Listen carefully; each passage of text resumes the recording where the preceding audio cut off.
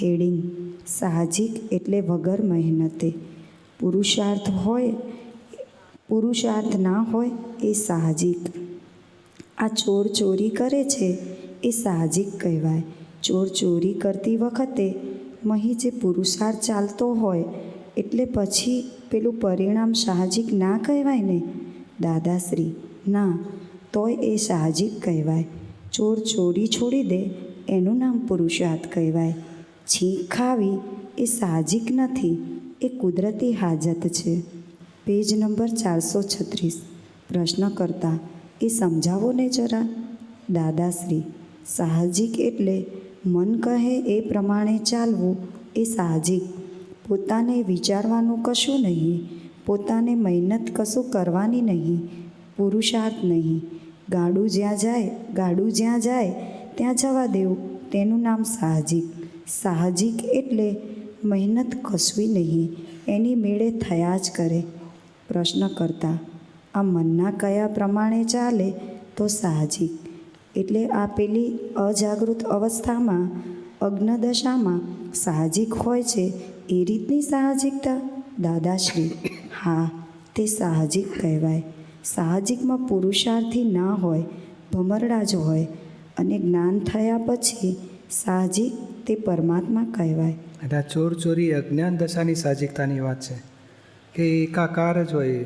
ભાઈ બહારને અંદર જુદું ના હોય, બહાર જેવું ચાલતું હોય એમાં તદ્રુપ જ હોય, તન્મય આકાર, એ સાહજિકતા. પણ એ અજ્ઞાન સાહજિકતા છે. અને આપણે બહાર કોઈને દુઃખ અપાતું હોય ત્યારે અંદર પસ્તાવો કરતા હોય ત્યારે એ પુરુષાર્થનો ભાગ છે.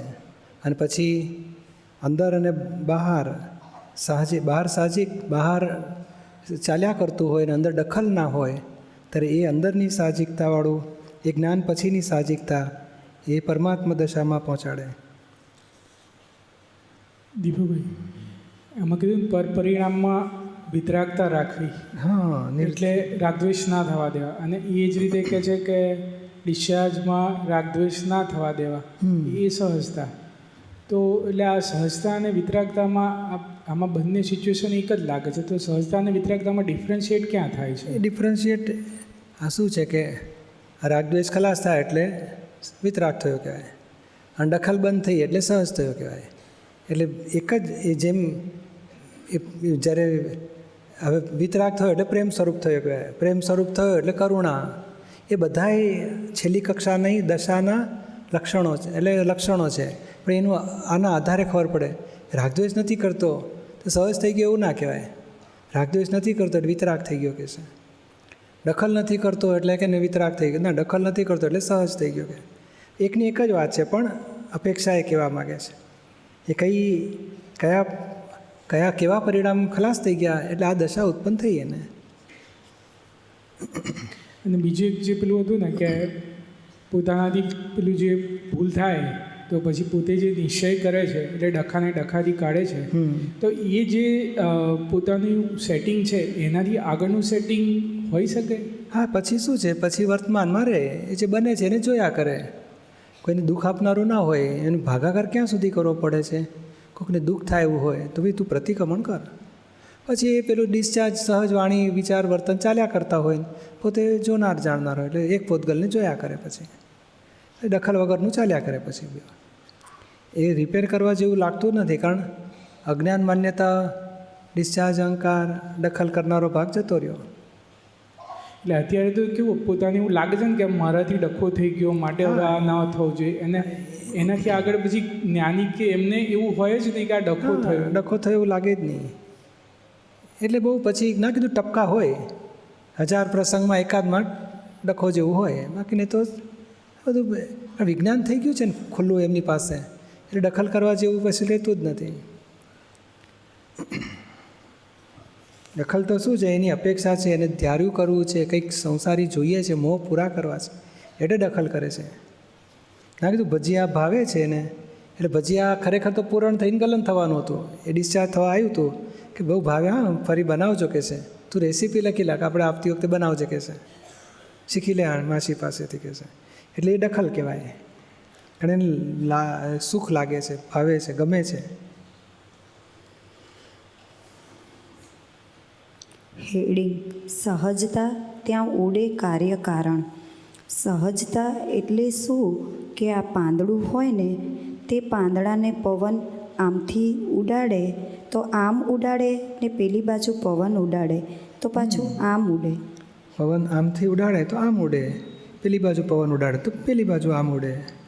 પછી પોતાનું કંઈ નહીં, પોતાપણું જ નહીં. એટલે પોતાપણું જ નહીં એ સહજતા, ડિસ્ચાર્જ અહંકાર જ નહીં એ સહજતા, ડખોડખલ જ નહીં એ સહજતા, વિતરાગતા એ સહજતા, ડિસ્ચાર્જ પરિણામમાં વિતરાગતા એ સહજતા. બધા લક્ષણો ખુલ્લા થાય છે કે ભાઈ આ ખલાસ થાય તો પેલી બાજુ મન વચન કાયા સહજ, અને પોતે સહજ થયો, પોતાપણું ખલાસ થયું, માટે પેલી બાજુ સહજ થાય છે પ્રકૃતિ.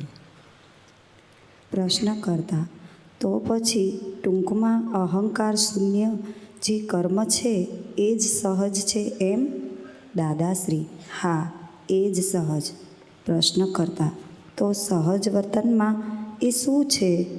દાદાશ્રી: એવું છે ને, સહજ વર્તના એટલે પેલો ભ્રાંતિનો ભાગ જતો રહ્યો એનું નામ સહજ. ભ્રાંતિનો ભાગ જતો રહ્યો ત્યારે રહ્યું શું? સહજ રહ્યું. પ્રશ્ન કરતા સહજ પછી કર્મ બંધાતું નથી ને? દાદાશ્રી: પછી કર્મ બાંધે જ નહીં ને? Page number 437. પ્રશ્ન કરતા એટલે એ વસ્તુ પ્યોર થઈ ને? દાદાશ્રી: હા, પ્યોર. અને પ્યોર થયા પછી કારણ કાર્ય રહ્યું નહીં. પ્રશ્ન કરતા એવું જ આ સહજતાનું થાય ને? દાદાશ્રી: હા, બસ એને કારણ કાર્ય રહ્યું નહીં અને સહજતા ખસી ગઈ કે કારણ કાર્ય ઊભા થયા. એવું છે ને?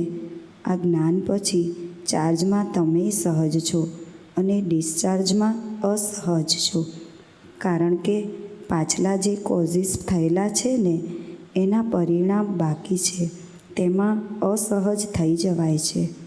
પ્રશ્ન કરતા એટલે ઇફેક્ટમાં અસહજ અને કોઝિસમાં સહજ. દાદાશ્રી: હા, બસ. પ્રશ્ન કરતા પણ કોઝિસમાં બધા લોકો સહજ હોય? દાદાશ્રી: ના, ફક્ત આપણા જ્ઞાન લીધેલા મહાત્માઓ જ કોઝિસમાં સહજ છે. પ્રશ્ન કરતા એમ પણ 5 આજ્ઞામાં હોય એટલા જ સહજ છે ને? દાદાશ્રી: હા, તેટલા જ, બીજા નહીં. હેડિંગ સહજ સમાધિ. પ્રશ્ન કરતા દીપકભાઈ, આ ભ્રાંતિનો ભાગ એટલે સ્વરૂપનું અજ્ઞાન જ ને? ના, સ્વરૂપનું અજ્ઞાન તો મોટું કહેવાય, પણ એનાથી આ કરતાપણું, સ્વરૂપનું અજ્ઞાન અને આ કરતાપણું એ બધું ભ્રાંતિનો જ ભાગ કહેવાય. ભ્રાંતિથી માને છે ને હું દીપક છું ને હું કરું છું. અજ્ઞાનતા તો છે જ, પણ એનાથી પછી આ ભ્રાંતિ ઊભી થઈ અને હવે કરું છું એ ખલાસ થઈ જાય એટલે પછી મન વચન કાયા ડિસ્ચાર્જ થયા કરે ને પોતે જાણ્યા કરે. કરતા ભાવ એનો ખલાસ થઈ ગયો. ને આ કીધું કે સહજ પછી કર્મ બંધાતું પછી નથી એટલે બંધાતું. એટલે સહજ એટલે એક્ઝેક્ટલી આ કરતાપણું ખલાસ થઈ ગયું પછીનું સહજતા. હા, પછી જ હું કોણ છું અને કરે છે કોણ એ પરિણામ પામીને પછી પોતે આત્મારૂપ થયો અને મન વચન કાયા ડિસ્ચાર્જ થયા કરે છે. વચ્ચે ડિસ્ચાર્જ અહંકાર, ચારિત્રમો એ બધા ખલાસ થઈ ગયા. તન્મયાકાર થવાનું, ચોંટવાનું એ બધું ખલાસ થઈ ગયું. એટલે ડિસ્ચાર્જ પણ પેન્ડિંગ રહે એવું બાકી રહ્યું નથી. એટલે એક્ઝેક્ટ પછી કારણ કાર્ય ખલાસ થઈ ગયું. એટલે કોઝિસ અને ઇફેક્ટ એ જે નવા કોઝિસ એટલે કે પેન્ડિંગ રહે ને તે પણ નથી રહ્યું હવે. એટલે પ્યોર થઈ ગયો કે છે. એટલે આપણે એ સ્ટેશને જઈ રહ્યા છે. આપણે આગળ મહાત્માની એ દશા આવશે. એટલે ડિસ્ચાર્જમાં એ પછી દખલ વગરનું થઈ જશે. અત્યારે દખલવાળું થઈ જાય છે, પછી ધીમે ધીમે એ ખાલી થઈ જશે. પોતાને ગમતું નથી આ દખલ થઈ એટલે ખબર પડે કે આ ખોટું થઈ ગયું, આવું ના હોવું જોઈએ, પણ પેલું થઈ જશે પછી એ ખલાસ થઈ જશે. પ્રશ્ન કરતા કોઈ વ્યક્તિ સહજ સમાધિની સ્થિતિમાં રહી શકે કે નહીં? દાદાશ્રી: કોક જ માણસ રહી શકે. સહજ સમાધિમાં રહે એ જ ભગવાન કહેવાય. પ્રશ્ન કરતા માનવીનો અંતિમ ધ્યેય તો આ જ હોય ને? દાદાશ્રી: પોતાની ખોટી માન્યતાઓ છોડી દેવી એ અંતિમ ધ્યેય. ખોટી માન્યતાઓને લીધે અસહજ થયેલું છે આ. માન્યતાઓ ખોટી છૂટી જાય તો સહજ જ છે. કઈ ખોટી માન્યતાઓ? કે હું કરું છું, હું ચંદુ છું, આ મારું છે, મને મજા આવી, કરતા ભોગતા હું મારું. આ મોટી ખોટી માન્યતાઓ. પછી નાની નાની તો ઘણી હોય. વ્યવહાર આમ કરવો જ પડે ને, આવું તો જૂઠું બોલાતું હશે, કેમ આવું કરે છે, એ બધું નાના પ્રકાર. એ બ્લન્ડર્સ ને પેલી લઈ બ્લન્ડર્સ. પછી આ બધી નાની મિસ્ટેકો. અને બધાનું સોલ્યુશન શું? તો કે 5 આજ્ઞા. 5 આજ્ઞા ખોટી માન્યતાઓ છોડાવે છે, સાચી માન્યતાઓમાં ફિટ કરાવતું જાય છે. પછી પેજ નંબર 438. હેડી. આ રતિ અરતિ અને ભાવ અભાવ જે છે એ આ સહજ થાય આ પછી આ વસ્તુ રહે. ભાવ અભાવ જુદી વસ્તુ છે. Like dislike is equal to રતિ અરતિ. ભાવ અભાવ તો પેલું કોઝિસ ભાગમાં જાય છે. લાઇક ડિસલાઇક એ ઇફેક્ટ ભાગમાં છે. રતિ અરતિ ઇફેક્ટ ભાગમાં કહેવાય. એ પછી હોય ને. પણ એ કેવું સહજ એટલે ના કીધું પગ દજાય તો કૂદાકૂદ કરી મૂકે, દાજ્યો એ નથી ગમતું એવું બોલ દેખાય ખરું ને. પણ નથી ગમતું એટલે ભાવ અભાવ ના હોય, લાઇક ડિસલાઇક હોય. બરાબર. ગરમ પથરા ઉપર ચાલ્યો એમાં તો એને બૂમ પાડી નાખી. બૂમ પાડે. પેલો અહંકારી તો હળવા આમ કે ને શાંતિથી ચાલે કે છે. આપણને કાંઈ લોકો કેટલા મહાત્મા જ્ઞાની થઈ ગયા કે છે, એટલે એ સાહજિકતા નથી. પેલી વાત જે આગળ આવે છે ને મહાવીર ભગવાન માટેની, દાદા કહેતા હતા કે કોઈ મને અપમાન કરે અને મને અભાવ ઉત્પન્ન થાય તો અભાવને જુએ એ મહાવીર. તો એ ભાગમાં જે આવે છે એ તો ઇફેક્ટના ભાગનો.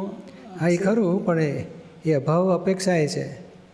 એટલે જે ના કીધું રાગદ્વેષ આપણને દેખાય છે, પણ રાગદ્વેષ ખરેખર નથી. ડિસ્ચાર્જ રાગદ્વેષ. હા, ડિસ્ચાર્જ રાગદ્વેષ. કારણ એમને તો ક્રમિક માર્ગમાં એ અમુક લેવલે પહોંચ્યા પછી એમને આ બધું થાય એ ચારિત્રમોમાં ગણે. પણ દર્શનમાં અમુક અંશે ગયેલો હોય ત્યારે અમુક જાતનો ભાવ અભાવ દેખાય. પણ આપણે અક્રમની રીતે સમજવું હોય તો એ લાઇક અને ડિસલાઇક જેવું. અથવા તો ઇફેક્ટ છે, અણગમાની ઇફેક્ટ ઊભી થાય છે, ગમાની ઇફેક્ટ ઊભી થાય, અથવા તો ભાવ અભાવ ઊભા થાય. પણ એ ચાર્જમાં નથી, ડિસ્ચાર્જમાં છે. બરાબર. પણ દીપા હવે આ ભાવ અભાવ આપણને લાગુ પડે કે ના લાગુ પડે દીપામાં? એટલે હવે સંજયને ભાવ થાય કે સંજયને અભાવ થાય એટલું સમજ. લાઈક ડિસલાઈક જેવું જ ડિસલાઇક જ કહેવાય. એક્ઝેક્ટનેસમાં ભાવ અભાવ. એટલે જીવતો અહંકાર ગયો ને એટલે મળદાલ પરિણામ છે આ. બરાબર છે.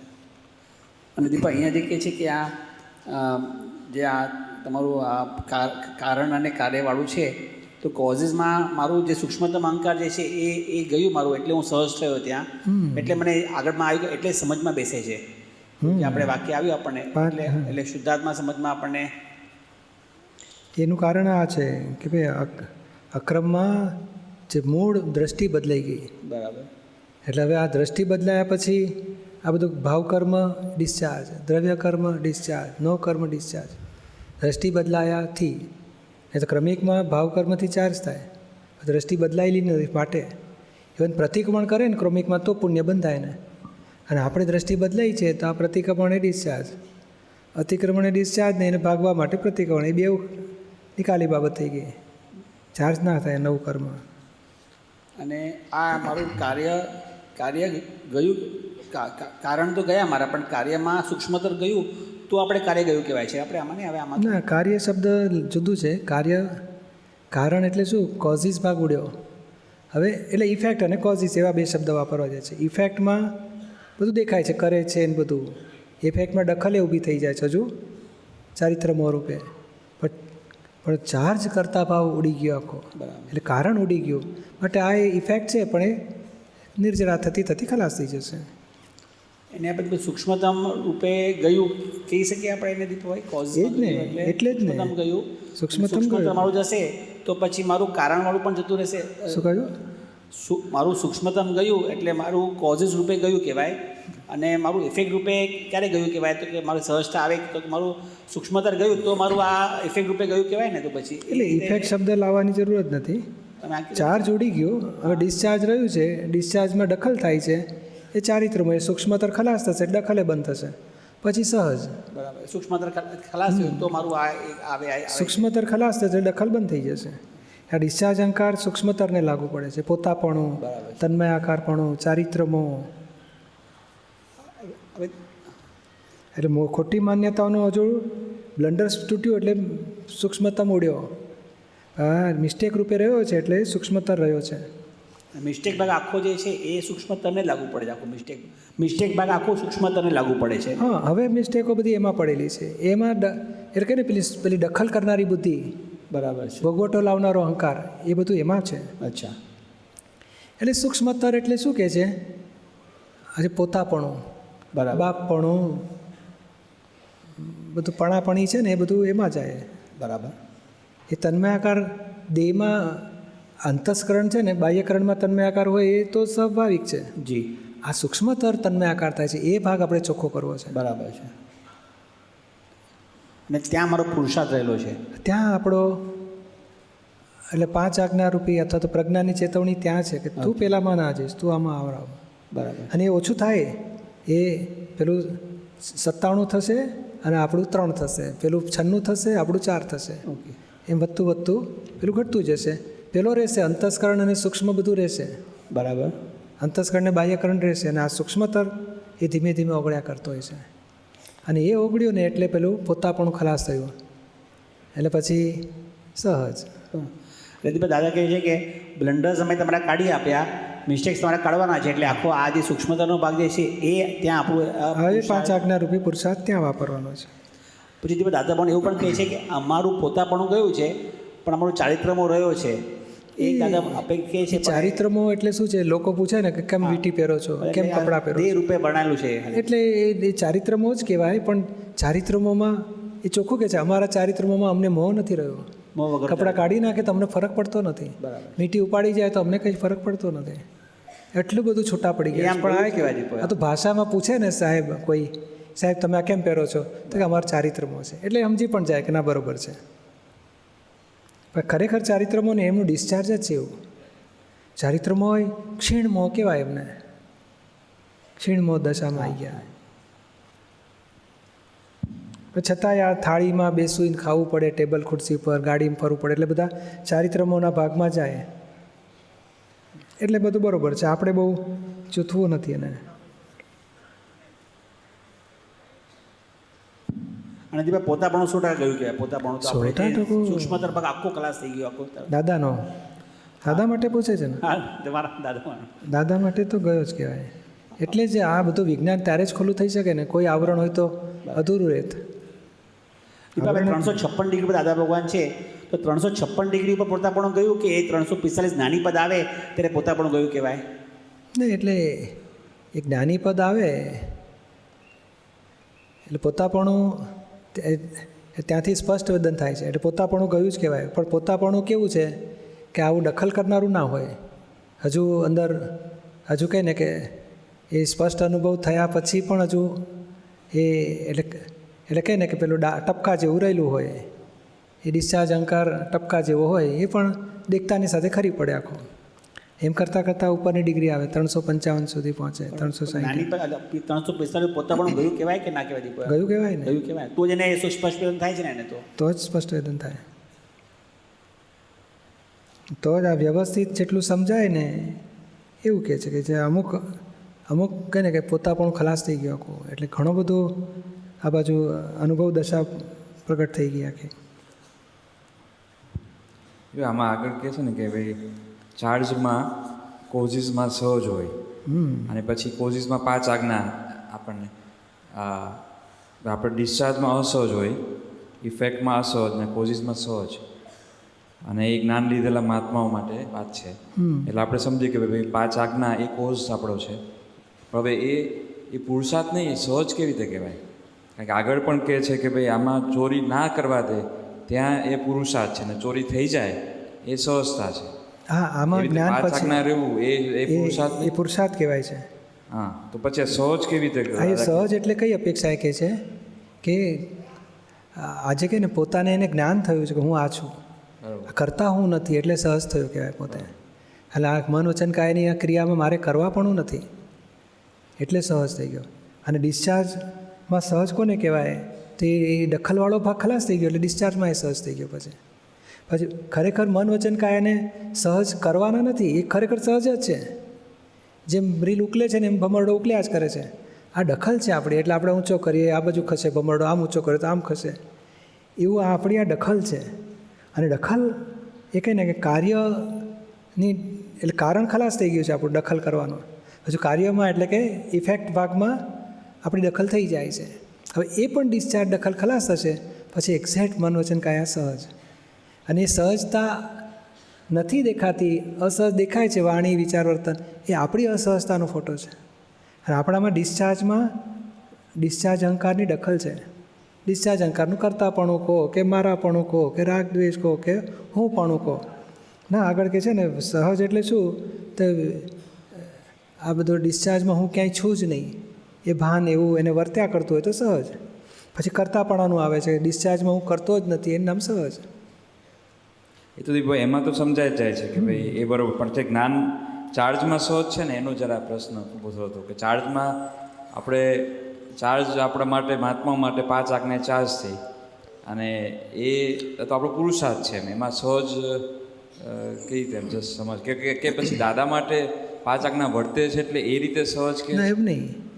એટલે સહજ એટલે એવું કહેવા માગે છે કે મારું કરતાપણું ખલાસ થઈ ગયું છે. આજે ના કીધું કે જ્ઞાન પછી સાહજિક થાય તો પરમાત્મા, એટલે હું અંતરાત્મા થયો પોતે. અંતરાત્મા એટલે સહજ થયો આટલા અંશે, હજુ બાકી રહ્યો છે અને સંપૂર્ણ થશે એટલે પરમાત્મા થશે.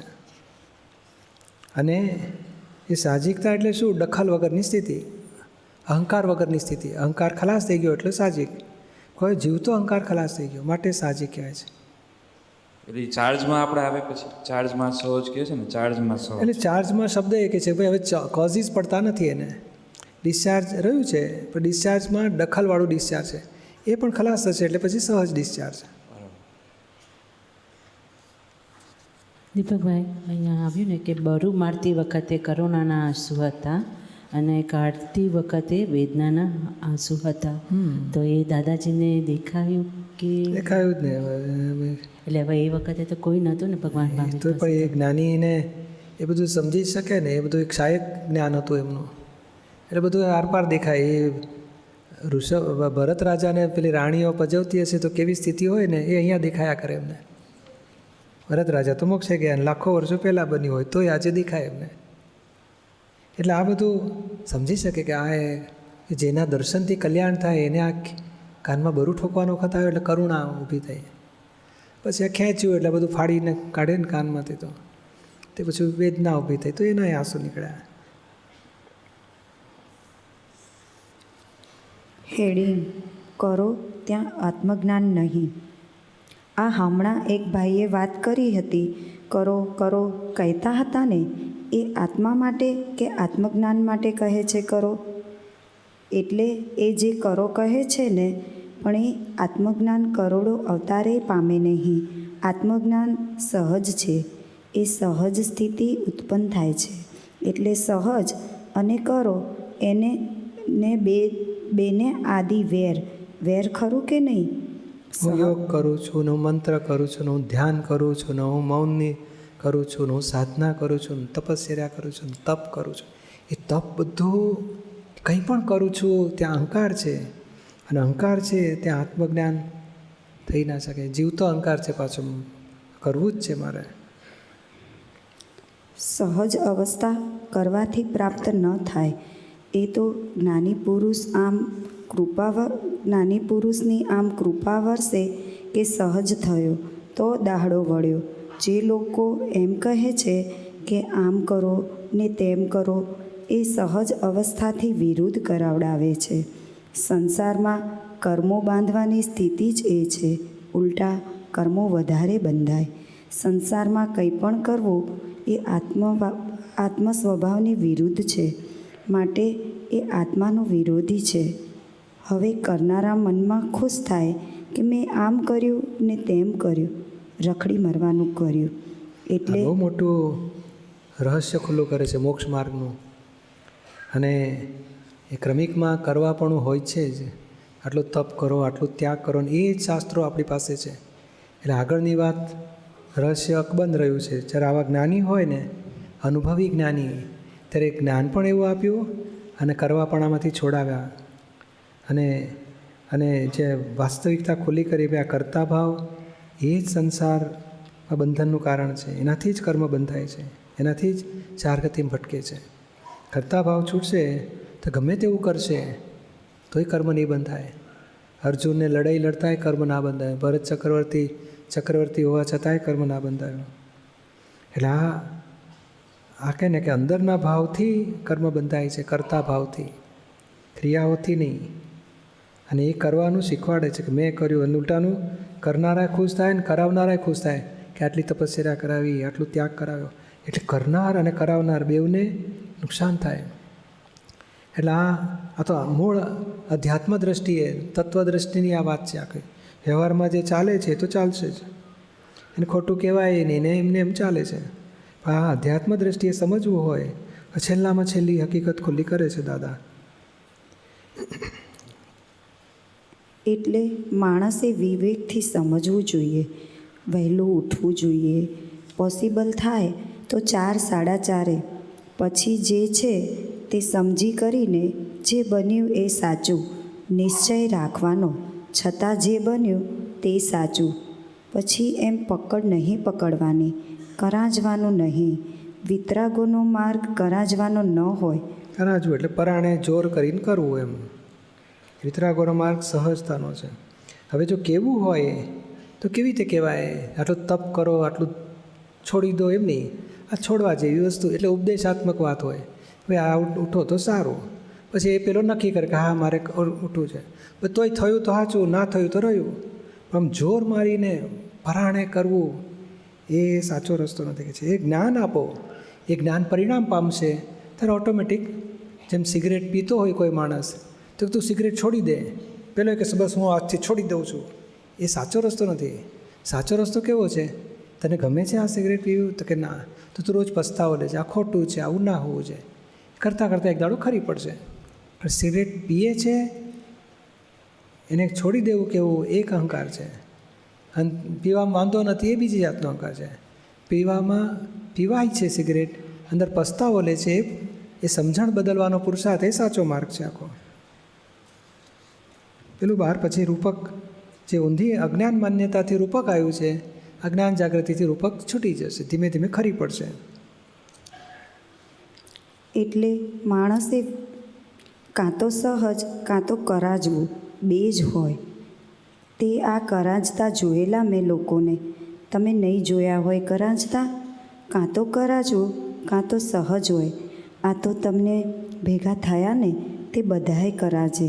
રહેવા દે ને બા, મોક્ષના સારું આવું હોતું હશે? પ્રશ્ન કરતા વાતને પકડે એટલે આપણે જાણીએ આ કરાજે છે. દાદાશ્રી: હા, આત્મા તો કયે ગામ રહ્યો અને વર વગરની જાન. જુઓ તો ખરા, વર તો હજુ આવ્યો નથી ને જાન જમવા બેઠી છે. Page number 439. જ્ઞાન એનું નામ કહેવાય કે માણસોને સાહજિક બનાવે. શાસ્ત્રોમાં તો આમ કરો ને તેમ કરો ને ફલાણું કરો ને તપ કરો ને જપ કરો ને ફલાણું કરો ને એ બધું હોય. કરવાની જ કથા કહી છે. સહજ થવાનો રસ્તો જ કોઈએ દેખાડ્યો નથી. અહીં બેસે તો સહજ થઈ જાય કે ના થઈ જાય? ત્યારે સહજ થવાનું છે. સહજ થયો કે પરમાત્મા થઈ ગયો. સહજાત્મા સ્વરૂપ પરમાત્મા કહેવાય, એટલે સહજ જ થવાનું છે. હેડિંગ: પ્રયત્નથી જાય આઘી સહજતા. પ્રશ્ન કરતા: હવે એ જે ચિત્ત પ્રસન્નતા કેળવવા માટે આ બધા જે પ્રયત્નો કરે છે એ ચિત્ત પ્રસન્નતા સાહજિક કહેવાય નહીં ને? દાદાશ્રી: ના, એ પ્રયત્નો કરે ને તે રિલેટિવ કહેવાય. અને રિલેટિવ એટલે પ્રયત્ન જ હોય, અને રિયલ તો સહજ હોય.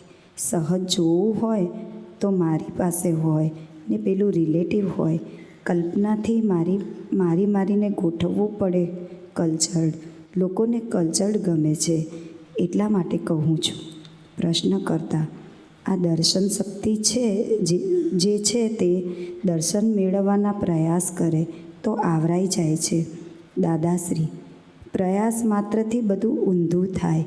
અપ્રયાસ હોવું જોઈએ, સહજ હોવું જોઈએ. પ્રયાસ થયો એટલે સહજ રહ્યું નહીં, સહજતા ચાલી ગઈ. પ્રશ્ન કરતા: હવે બધે કંઈક ને કંઈક પ્રયાસ બતાવ્યા છે, હવે તેમાં કંઈ દર્શન શક્તિ ડેવલપ નથી થતી, સહજતા પ્રાપ્ત નથી થતી. દાદાશ્રી: પ્રાપ્ત ના થાય.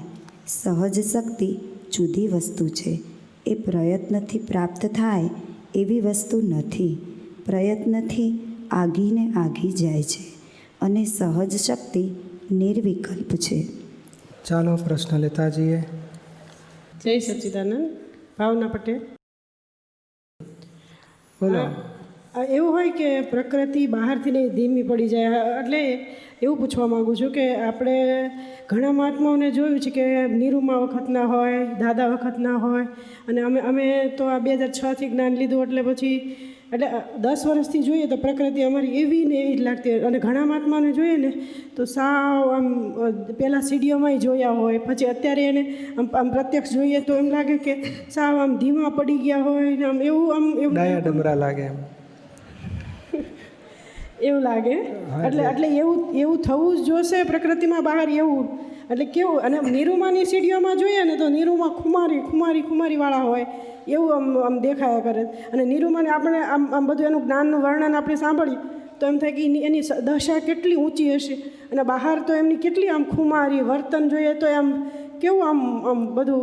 તો આ ભાવનાની પ્રકૃતિ આમ એમ જ કે આખો દાડો આમ કેવી હોય, અસહજવાળી જ હોય બહારથી.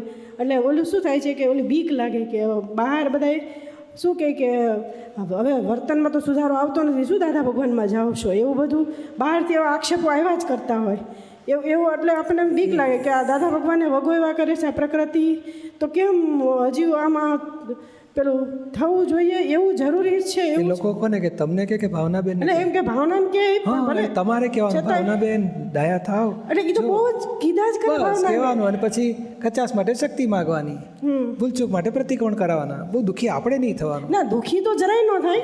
ભાવના તો કઈ એવું એને અડતું બી નથી. હા, ભાવનાબેનનું તમારે નહીં અડવા દેવાનું. હા, તો અડધા તો થઈ ગયા નિરૂમા જેવા. ના, નિરૂમા જેવું નહીં, ભલે ભાવનાબેનનું પૂરું થશે એટલે પૂરા નિરૂમા જેવા. નિરૂમા જેવું ના થાય એ તો આપણને છે જ લક્ષ્યમાં કે એવું થવું છે, પણ છતાં એવું થાય કે ઓલું જે આપણે એમ થાય કે આપણા લીધે નિમિત્ત બનીએ છીએ કે કોઈ દાદા ભગવાનમાં આવી નથી શકતું. આપણે લીધે નહીં, આપણે ભાવનાબેનને કહેવાનું, જો તમારા લખણ જો તમારા લીધે લોકો અટકે છે, ડાયા થાવ.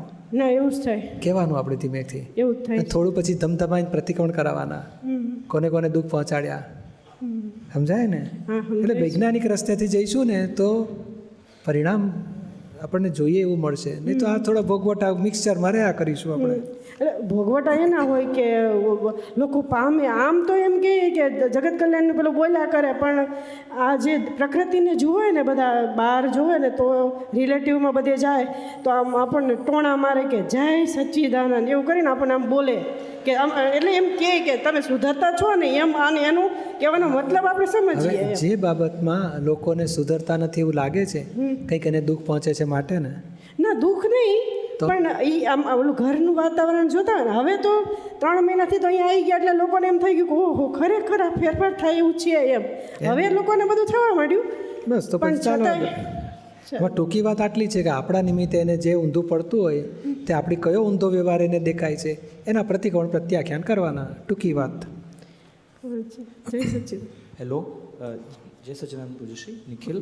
હા પૂજ્યશ્રી, મારો પહેલો પ્રશ્ન છે કે જ્યારે સારા સંયોગો હોય છે ત્યારે લાઈક ફોર એક્ઝામ્પલ કોઈ એટલે કોઈ રિસ્પેક્ટ આપે એવું કંઈક કરે ત્યારે જે આખી રિસર્ચ છે, સૂક્ષ્મ રિસર્ચ છે, આખી ક્લોઝ થઈ જાય છે. અને જ્યારે એવા કંઈક સંજોગો હોય, કોઈ ઇન્સલ્ટ કરે તો અમુક ટાઈમ તો ભોગવટા રહે, અદરવાઇઝ તો ખૂબ રિસર્ચ સ્ટાર્ટ થઈ જાય કે કોણ કરે છે, કોને કરે છે, અને પછી અંદર ઘણું બધું ચાલે અને અમુક ટાઈમ તો ભોગવટા એકદમ બંધ થઈ જાય. તો આજે સારા સર્કમસ્ટાન્સીસમાં જે આખા કવરઅપ થઈ જાય છે અને કશું ખબર જ નથી પડતી, તો એનું શું રીઝન હશે? એ મને લાગે છે કે એમને બહુ રિલેટિવને ઘણું બધું વેલ્યુ આપું છું, બટ એક્ઝેક્ટલી ખબર નથી પડતી કે શું થઈ જાય છે. હા, એટલે મીઠાશ હોય ને ત્યાં જાગૃતિ ડલ થઈ જાય. ભૂખ્યા પેટે જાગૃતિ બહુ વધી જાય, ખબર છે? અને જો શ્રીખંડ ખાધો, ભજીયા ખાધા એટલે જાગૃતિ ડલ થઈ જાય. તો એટલે આ મીઠાશ એવું માન નામનો પરિણામ ઊભું થાય ત્યારે પોતે સ્વાદ લે છે. માન ભૂખ્યો, અહંકાર, એટલે પછી પેલું ડલ થાય જાગૃતિ, અને અપમાન થાય ને એટલે પછી વિફરે આખી પ્રકૃતિ. પછી આપણે છૂટવા માટે ફાંફા મારે, કારણ આપણને આત્માનો સ્વાદ તો આવ્યો છે કે આ ખોટું જ રસ્તો છે, એટલે આખી જાગૃતિ ફરી વળે, પછી દોષો દેખાય, રિસર્ચ ચાલુ થઈ જાય, તો પોતાના દોષ દેખાય. આ જે એફેક્ટિવ બોડી છે આમાં તો જાત જાતના પરિણામ ઊભા થાય છે. તો અમુક જ પરિણામને કેમ અહંકાર અમુક જ પરિણામને જ કેમ ખાય છે, કેમ એના ત્યાં ચીપકે છે? એને કડવું નથી ગમતું, મીઠું ગમે છે. આવું કેમ? એ કારણે પણ સુખનો બધે સુખ એને જોઈએ છે, દુઃખ ગમતું નથી. પણ આ તો કડવું અને મીઠું આ જુદું છે, અને આત્માનું સુખ એ કમ્પ્લીટલી જુદું છે. હા, પણ એનાલોગસ નથી. એ મીઠા સુખ છૂટે ને પછી આત્માનું સુખ શરૂ થાય. મીઠાશમાં તપ કરવું પડે. કોઈ માન આપે ત્યારે મીઠું ઊભું થાય, ત્યાં તપ કરો તો ફળ આત્માનું સુખ પ્રગટ થશે. પછી અત્યારે તો આત્માનું સુખ અવરાઈ જાય. મીઠાશમાં સુખ લીધું, માનની મીઠાશમાં, વિષયની મીઠાશમાં, લોભની મીઠાશમાં, ધાર્યું થાય એમાં મીઠાશ આવે, પછી રાગ નામની મીઠાશ, એ બધામાં આવરણ ચડી જાય. તો પૂજ્યશ્રી, એટલે આપણે શું કહીએ છીએ કે આપણે શું શીખવાડીએ છીએ હમણાં દ્વેષ નામના પરિણામને ચોખ્ખા કરો, પછી ધીમે ધીમે શક્તિ વધશે ને પછી આગળનું સ્ટેશન લઈશું મીઠાશવાળું, પછી થર્ડ લેવલ મૂક્યું. તો પૂજ્યશ્રી, અત્યારે કડવુંમાં જ અઘરું પડે છે, તો આપણે જે સારું જો મીઠું પરિણામ છે એને રહેવા દઈએ અને કડવુંને જ ચોખ્ખા કરીએ. કડવાને ચોખ્ખા કરો. કોઈ માટે દ્વેષ થતો હોય, કોઈના દોષ દેખાતા હોય, કોઈના નેગેટિવ થતા હોય, ક્યાંય સફરિંગ આવતા હોય, એને સોલ્વ કરો જ્ઞાને કરીને, અને એનાથી શક્તિ વધશે ને પછી મીઠામાં જુદું રાખવાનું. અને એવી રીતે આપ જે કહો છો કે મીઠાને હું રહેવા દઉં ને ત્યારે બુદ્ધિ એકદમ ઊભી થઈ જાય છે કે આવી રીતે હું જો મીઠાને રહેવા દઉં તો ક્યારે એનો પાર આવશે, એવું તો ના એન્ડ જ નથી. એ હાયર સેકન્ડરીનો કોર્સ હમણાં પ્રાઇમરીમાં નહીં કર્યો તો ચાલે. આ શું છે કે સ્ટેપિંગથી જઈશું ને, આમાં કેવું છે, ના ભાવતા શાક એકે રહેશે નહીં ને ત્યારે ભાવતા શાક એકે રહ્યા જ નહીં કહેવાશે. આ ના ભાવતું છે ને માટે પેલું ભાવે છે, તો ના ભાવતાને નિકાલ કરી નાખો ને. ના ભાવતું એક રહ્યું જ નહીં તો પછી બધા ભાવતા થઈ ગયા ને. ભાવતામાં પછી ના ભાવતા એકે રહેતા જ નથી તો ભાવતા એકે નહીં રહે, પછી બધા હરખા થઈ ગયા, જે ભેગું થયું ખાઓ. એ ના ભાવતા ઉપર નથી ગમતું, માટે ભાવતા ઉપર ગમે છે કે આ મને ભાવે છે, આ નથી ગમતું. એટલે કડવા નથી ગમતા કારેલા એટલે બટાકું ગમે. પછી કારેલું નથી ભાવતું એવું નથી, અને બટાકું નથી ભાવતું, બધું મને ભાવે. કારેલું ભાવે પછી એને ના ભાવતું કઈ રહ્યું. બસ એવું આ ધીમે ધીમે આ દ્વેષ પરિણામ ખલાસ થશે વ્યવહારમાં, પછી રાગ પરિણામ પણ સ્પીડી છૂટતા જશે. શિરીષ પટેલ. પ્રજ્ઞાશક્તિ કોની સાથે વાત કરે છે એક્ઝેક્ટલી? એ જે હું શિરીષભાઈ છું માનનારો હતો ને, એને ભાન થયું હું શુદ્ધાત્મા છું. એ જ્યારે શુદ્ધાત્મા થઈ જાય ત્યારે પ્રજ્ઞાએ કહેવું નથી પડતું. હું શુદ્ધાત્માને બદલે પાછું શિરીષભાઈના પક્ષમાં જતો રહે ત્યારે ચિતવા પડે કેમ ઊંધું જાઉં છું. એટલે દાદાની ભાષામાં ડિસ્ચાર્જ અહંકારને, એટલે જીવતો અહંકાર તો ઉડી ગયો. બરાબર. પણ ડિસ્ચાર્જ અહંકાર શબ્દ કોને લાગુ પડે? તમે શિરીષભાઈ નથી છતાં શિરીષભાઈ પણ એ વર્તો છો ને, એટલે શિરીષભાઈ પણાવાળા અહંકારને કહે છે. બરાબર. તો આપણે ઘણીવાર આપણે એવું સત્સંગમાં સાંભળ્યું છે કે પ્રજ્ઞાશક્તિ ચેતવે છે અને જાગૃતિ એને પકડી લે છે. હા, અને પછી એને બરોબર છે. એ જાગૃતિ પકડી લે એટલે શું, જે અજાગ્રત થયેલો ને, હું શિરીષભાઈના પક્ષમાં ગયો ક્યારે કહેવાય તો અજાગૃતિથી. એટલે પેલી ચેતવે એટલે પેલી જાગૃતિ પકડી લે. એટલે જાગ્રત એટલે જાગ્રત આત્માને જ ચેતવે છે. પણ જાગ્રત આત્મા હોય ત્યારે નથી ચેતવતી. એ જાગ્રત આત્મા અજાગૃતિથી ઊંધો ચાલે ત્યારે ચેતવે છે ને. એટલે પ્રજ્ઞાશક્તિ હું ને જાગ્રત આત્માને ચેતવે છે. અજાગ્રત, એ જાગ્રત અને અજાગ્રત બંને એકનો એક જ છે. આ દીકરીને અને વહુને એકની એક જ બેન છે બેવ. પણ આ વહુને જરા કેવું પડે, બેન તું સાચવીને રહેજે, મર્યાદામાં રહેજે, બહુ તોફાન ના કરીશ. અને દીકરી ઘરમાં રોફ મારે ને તમે તેમ તોફાન કરે તો કે દીકરીને કંઈ ના કે મમ્મી. પણ દીકરીને વહુ તરીકે જ્યારે જાય સાસરે ત્યારે મમ્મી કહેશે બેટા કોઈ દુઃખ ના થાય તે રહેજે, આબરૂ ના જાય, સાચવજે, વ્યવહાર બરોબર કરજે, સાસુને માનજે, સલાહ આપવી પડે કે નહીં? એ સાસરે ગઈ એટલે કેવું પડે, ઘરે રહેતી હોય તો ના કહે તો ચાલે. એટલે સાસરે ગઈ એટલે અજાગૃત થઈ ગઈ એને કેવું પડે એટલે બેસિકલી અજાગૃતિને જ વાત કરે છે ને. હા, પણ અજાગૃતિને વાત કરે છે, પણ એ અજાગૃતિવાળો જે છે એની સાથે વાત કરે છે. હા. અને એ જાગૃતિવાળો થાય છે. જાગૃતિવાળો શું? પોતે જાગૃતિવાળો થઈ ગયો એટલે પતી ગયું. એટલે અજાગ્રતમાંથી પછી જાગ્રત થઈ જાય. હા, અજાગૃતિવાળાને કહે છે કે તું જાગ્રત થા. એ જાગ્રત થઈ ગયો એટલે પછી પ્રજ્ઞાનું કામ પૂરું થઈ ગયું. બરાબર. પછી પ્રજ્ઞા એ જાગ્રત આત્મા બધું એક ખાનામાં આવી ગયું, મૂળ આત્માના પક્ષમાં આવી ગયા બધા. આ કેવું છે કે 3% જ્ઞાની થયો છે, 97% અજ્ઞાની છે. એને કેવું પડે કે તમે ઊંધું ચાલો છો, એટલે પછી 4% જ્ઞાની થાય, પેલું 96% રહ્યા. એટલે ટકાવાળી વધે છે ને. ટૂંકમાં શું છે, પોતે છે જ કાયમનો. આઈ વિથ રોંગ બિલીફ, પછી આઈ વિથ રાઈટ બિલીફ અને એબ્સોલ્યુટ આઈ. તો ખરેખર પોતે એબ્સોલ્યુટ આઈ જ છે. આ રોંગ બિલીફવાળો રાઈટ બિલીફવાળો એ સ્ટેશને અત્યારે ઊભો છે પોતે, અને એને રોંગ બિલીફો છોડાવે છે, રાઈટ બિલીફ સેટ કરાવે છે. હવે એ તો બરાબર છે, મારી સમજણ લગભગ એવી જ હતી. પણ મારો ક્વેશ્ચન એ છે કે આપણે કહે છે ને કે પ્રજ્ઞાશક્તિ દેખાડે છે ત્યારે જાગૃત આત્મા એને પકડી લે છે. બરાબર છે. એ કેવી રીતે? તો અજાગ્રત આત્મા સાથે વાત કરે છે ને. હા, અજાગ્રત એટલે શું કે દીકરીને કહેવાની જરૂર નથી, વહુને કહેવું પડે. તું સાસરે ગઈ, તું પેલી બાજુ ગઈ એટલે કહેવું પડે, મર્યાદામાં રહેજે. અને ઘરે આવી એટલે કાંઈ કહેવાની જરૂર નથી, કારણ હવે તો હવે એ પહેલેથી એવી જ તોફાની જ હતી. ઓકે, હવે કોઈ પણ સંજોગોમાં પ્રજ્ઞાશક્તિ જાગૃતિ સાથે વાત કરે છે. કરે ને.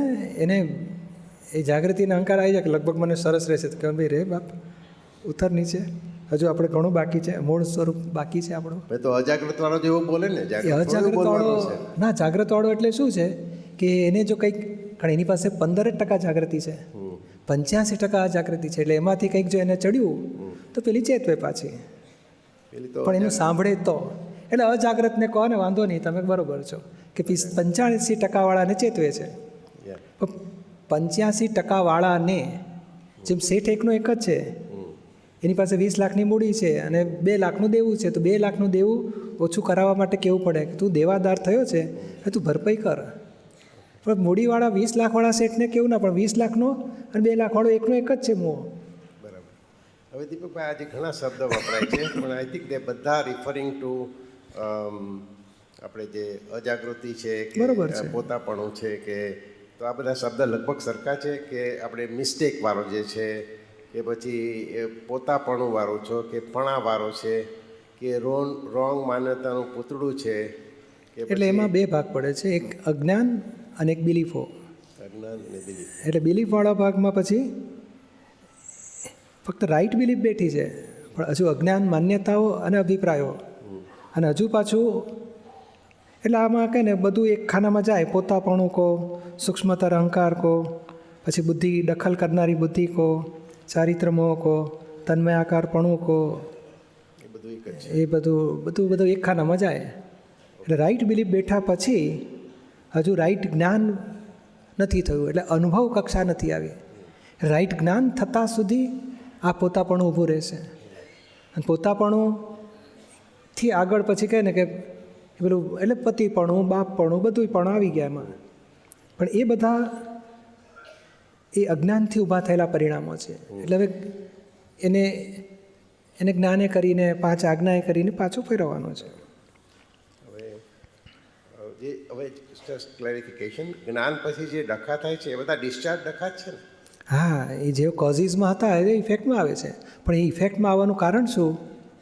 તો કોઝિસમાં હતા એટલે આવે છે. પણ હવે આપણને ખબર પડવી જોઈએ કે આ શિરીષભાઈએ ડખો કર્યો, એટલે તમે છૂટો છો, અને શિરીષભાઈ પણ એનો ડખામાં આપણે પેસતા નથી, તન્મય આકાર થતા નથી, એટલે એનું પણ પછી ખાલી થાય છે. અને બીજું દીપકભાઈ કે આપણે છે ને ઘણા વાક્ય આપણે દાદાની લેંગ્વેજમાં આમ ટેકનિકલ થઈ જાય છે. મંગળદાસ એટલે શું ને ચંદુભાઈ, એટલે તમે એક ચંદુ શબ્દ વાપરો છો અને બીજો ચંદુભાઈ. એટલે ચંદુ જ્યારે વાપરો છો ત્યારે આપણે આજે અજાગૃતિ વાળાની જ વાત થાય ના, છે. એક જ બે, ચંદુભાઈ કે ચંદુ. આ તો લાંબુ બોલીએ ને ભાઈ, હવે કાંઈ જરૂર નથી. ચંદુ એકનું એક જ છે. પણ ચંદુ પછી શિરીષ કહો કે ચંદુ કહો કે દીપક કહો, એક ભાગને પહોંચે છે. પણ આમાં કેવું છે કે ચંદુ શબ્દનો અર્થ આ દેહ ચંદુ નથી, એ ચંદુ માનનાર, એટલે ચંદુપણું જેને છે ને એને આપણે ચંદુ કહીએ છીએ.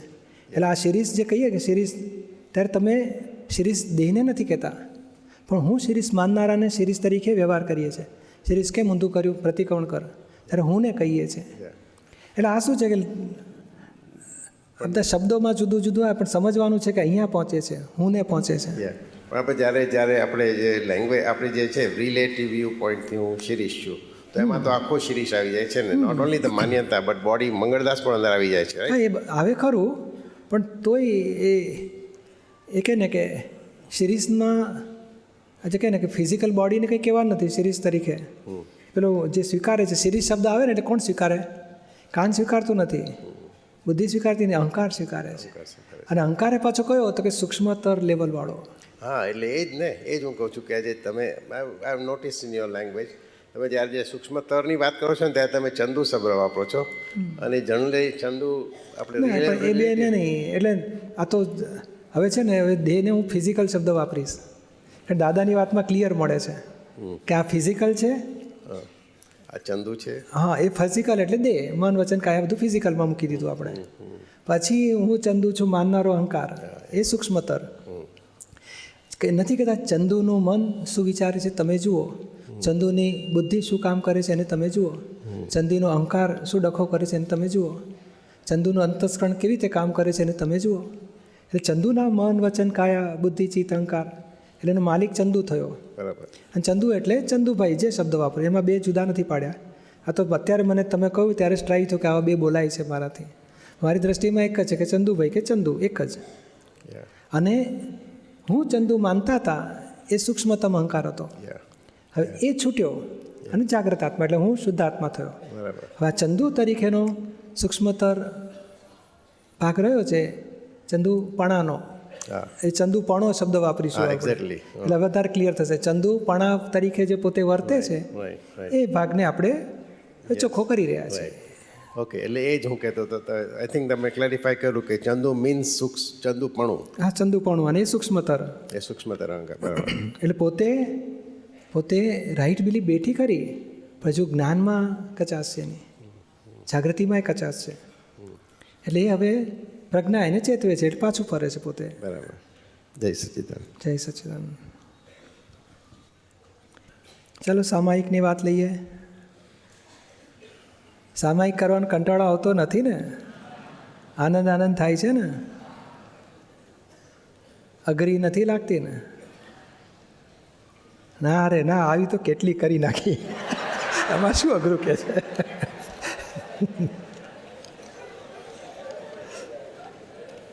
હે?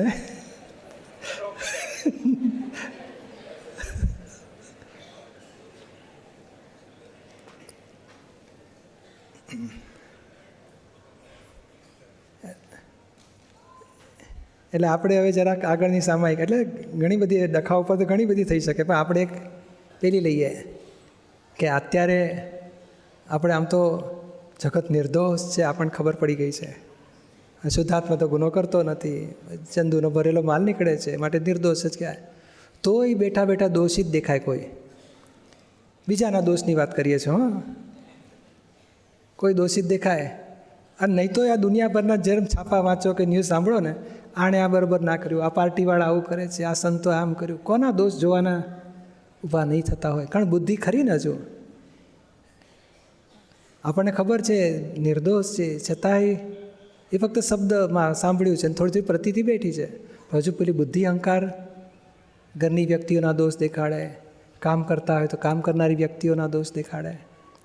આપણે આજે સામાયિક ફક્ત એટલી જ કરવાની છે કે કોઈના દોષ દેખાય એ આપણામાં ક્યાં ક્યાં છે ચેક કરવાના. એ તો અઘરું છે જ નહીં. હાવ જૂઠાડો કહેશે, આવું બોલતો તો આપણે કોઈ જૂઠાડો છે આ છે, ચેક કરો. એ તો ધાર્યું જ કરે છે વાતે વાતે. હું તો સમજી ગયો કે આ બહુ ધાર્યું કરે બધામાં. તો આપણે કોઈ દાડ કર્યું છે?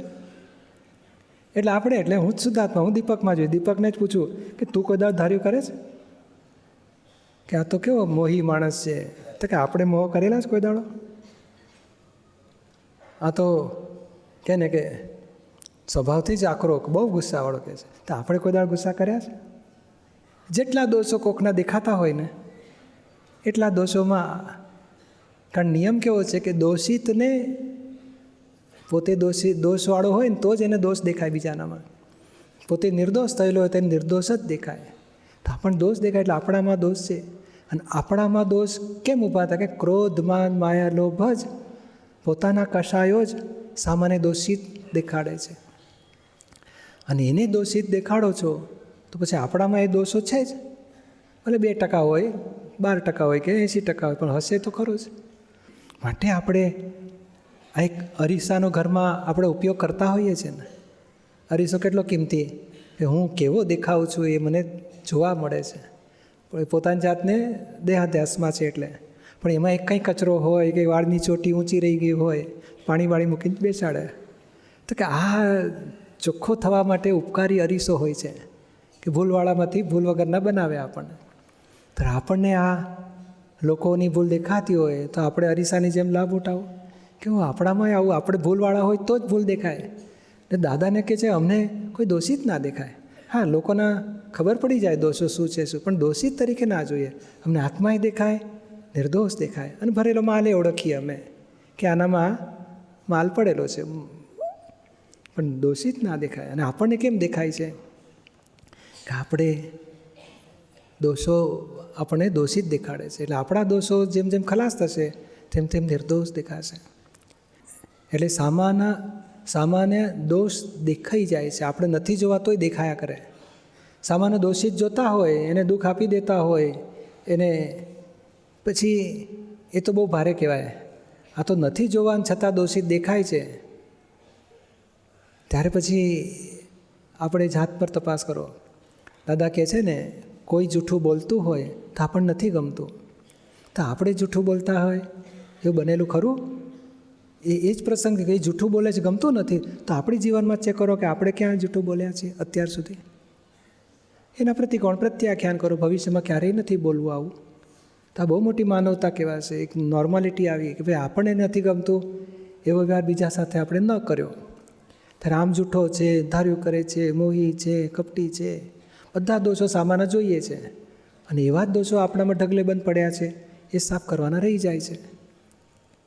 સામાન્ય દોષ દેખાતા હોય તો પ્રાર્થના કરો કે હે શુદ્ધાત્મા ભગવાન, ભાઈને પોતાનો દોષ દેખાય એ છૂટે એવી કૃપા કરજો. પણ આપણે શું કરવું છે કે એના દોષ દેખાય છે તો આપણી જાતમાં એ દોષ ચેક કરો. અને આનાથી શું થશે કે એક જાતનો જ્યારે પોતાના દોષ જોવામાંથી નવરા જ નહીં પડીએ પછી તો કોઈના દોષ જોવાનો ટાઈમ જ નહીં હોય. આ તો બીજાના દોષ જોયા કરીએ છીએ એટલે આપણા દોષ ધોવાના રહી જાય છે. એટલે આ મોટું કામ બાકી રહી જાય છે કે ભાઈ ઢકલે બંધ. આપણને સ્પષ્ટ વેદન થયું છે. ઘરવાળા નહીં, પેલી બેન નથી કહેતી સુધરતા તો છો નહીં, દાદા ભગવાનમાં જાઉં છું, ત્યાં સુધીના સર્ટિફિકેટ મળે છે આપણને. એટલે આપણે કેટલું બધું લોકોને પડઘો પડે છે. અંદરનો પડઘો પડે જ. આપણે દોષમાં હોય તો લોકોને એવા પડઘાડે, આપણે નિર્દોષમાં હોઈએ, વિતરાગતામાં હોઈએ તેવાય પડઘા પડે, રાગ દ્વેષવાળા હોય તેવાય પડઘા પડે.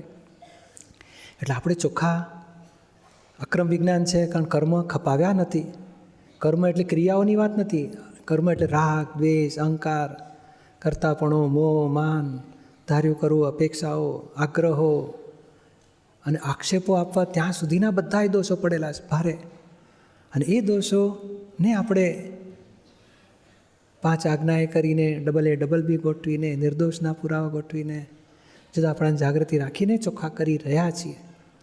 પણ પોતાના દોષ જડે કેવી રીતે જલ્દી? તો કોકના દોષ દેખાય છે, અને આ બહુ ખોટું કર્યું, હા કે ને કે આવો સત્સંગમાં મહાત્મા થઈને આવું બોલ્યો બધાની વચ્ચે, કેટલું ખરાબ કહેવાય. તો આપણને અવસર મળ્યો કે આ બોલ્યો, આપણને પકડાયું દોષ તરીકે, તો આપણામાં ક્યાં આવું છે ચેક કરો. આપણે એવું 2-5 વખત તો જીવનમાં થયું જ હોય, કદાચ વધારે થયું હશે. એટલે આ બેસ્ટ અવસર છે પોતાના દોષ જોવા માટે, જાગ્રત રહેવા માટે. કોકના દોષ દેખાય તો આપણામાં ચેક કરો કે એવા દોષ આપણામાં ક્યાં છે. અને જુદાપણાની જાગૃતિ કે હું શુદ્ધાત્મા છું, હું દીપક સાથે વાત કરીશ કે તને વાંકું દેખાય છે, આ માણસ ખોટું કરે છે, તો તે કોઈ દાડો ખોટું આવું કર્યું છે? પછી જોતાની સાથે દેખાય કે આના એણે બિચારે 1 વખત કર્યું છે, મેં તો 10 વખત કર્યું છે. સારું, ચાલો આપણે ધુઓ આપણું. એટલે આ પોતાના દોષ જોવાની એક નવી તરકીબ આપણને મળે છે. પોતાના એટલે શુદ્ધાત્મા થઈને ફાઇલોનમાં ચેક કરજો. આ બધાને સમજાય છે ને? જે આ પૈસાનો ગોટાળો કર્યો, બહુ ખરાબ માણસ કહેવાય, તો આપણને થાય છે આપણે કોઈ દાડ કર્યો છે? 1% કર્યો છે? અરે છેવટે ગવર્મેન્ટ જોડે તો કર્યો છે, માણસો જોડે ના કર્યો, ઘરવાળા જોડે કર્યો હોય. હા, એટલે કંઈક ને ક્યાંક હશે જ. આપણું ચેક તો કરો. એટલે દરેક બાબતમાં જે બાબત આપણને લોકો દોષિત જે બાબતમાં દેખાતા હોય તે બાબતો પોતાના ફાઇલોમાં ચેક કરો. ચાલો તો વિધિ કરીએ સામાયિકની. અને સરસ આ સામાયિક તો કાયમ માટે ગોઠવવા જેવી છે. ઝીણામાં ઝીણી જાગૃતિ પોતાના દોષ જોવાની આનાથી આગળ વધાશે, ખુલ્લી થતી જશે. અને આમાં પોતે જોનારો થયો એટલે પોતે શુદ્ધાત્મા પદમાં આવે છે.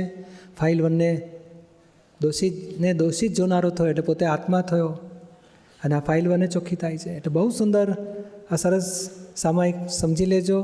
પછી ફરી ભવિષ્યમાં અવસર મળે રિપીટ કર્યા કરજો. ઘણા આ અવસર છે. આપણે આ સામાયિકથી જ આ કચરા ચોખ્ખા થશે, જોવાથી, જુદું રાખવાથી, અને પોતાના દોષો પર પોતે પ્રતિક્રમણ કરતો થશે એટલે ઓછા થશે. ચાલો તો વિધિ કરીએ. બોલો હે દાદા ભગવાન, હે શ્રી સિમંદર સ્વામી પ્રભુ, મને શુદ્ધ ઉપયોગપૂર્વક જીવન વ્યવહારમાં નજીકની વ્યક્તિઓ સાથે વ્યવહાર પ્રસંગોમાં સામી વ્યક્તિ જ્યાં જ્યાં દોષિત દેખાય છે તેવા સર્વ પ્રસંગોમાં એવા દોષો પોતાનામાં ક્યાં ક્યાં થયા છે તે સામાયિકમાં જોવાની શક્તિ આપો. સામી વ્યક્તિ દોષિત દેખાય તો એના શુદ્ધાત્માને પ્રાર્થના કરી પોતાને એવી જાગૃતિ ઊભી થાય, પોતાના દોષો જોઈને દોષોથી મુક્ત થાય એવી શુદ્ધાત્માને પ્રાર્થના કરી અને પોતાના એવા દોષો ક્યાં ક્યાં થયા છે તે સામાયિકમાં જોઈને પ્રતિક્રમણ પ્રત્યાખ્યાન થાય એવી સામાયિક કરવાની શક્તિઓ આપો. હું મન વચન કાયા મારા નામની સર્વ માયા ભાવ કર્મ દ્રવ્ય કર્મ નો કર્મ હે દાદા ભગવાન આપ પ્રગટ પરમાત્મા સ્વરૂપ પ્રભુના સુચરણોમાં સમર્પણ કરું છું. સરસ ઊંડા ઉતરીને જોજો. આ જુદી રીતે પોતાના દોષો જોવાની દ્રષ્ટિ ખુલ્લી થાય એનો આ પ્રયોગ જ છે.